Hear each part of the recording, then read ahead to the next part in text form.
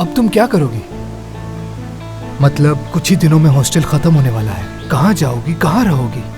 नहीं जानती, सोचा ही नहीं इस बारे में। हमेशा नवाल ही ये सोचती थी। हमने ये तय किया था कि एक दूसरे का ख्याल रखेंगे और हमेशा साथ रहेंगे, मगर उसने पूरी जिंदगी मेरी बर्बाद कर दी। पहले उसने मुझसे मेरी मोहब्बत छीन ली, फिर खुद भी छोड़कर चली गई। बहुत बुरा किया उसने मेरे साथ। अगर जिंदगी में मुझे कभी मौका मिला तो इसका हिसाब जरूर लूंगी, उसे सजा दूंगी। मैं रखूंगा तुम्हारा ख्याल। अब मेरा मतलब हम मिल के रखेंगे। तुम जब चाहो हमारे साथ आके रह सकती हो और जितना चाहो रह सकती हो। हाँ, क्या ख्याल है?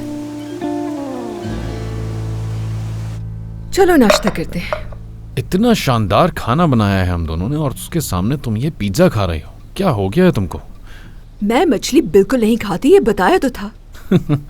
चलो अब तुम दोनों भी जल्दी से नाश्ता कर लो। एक मिनट रुके, मैं कुछ कहना चाहती हूँ।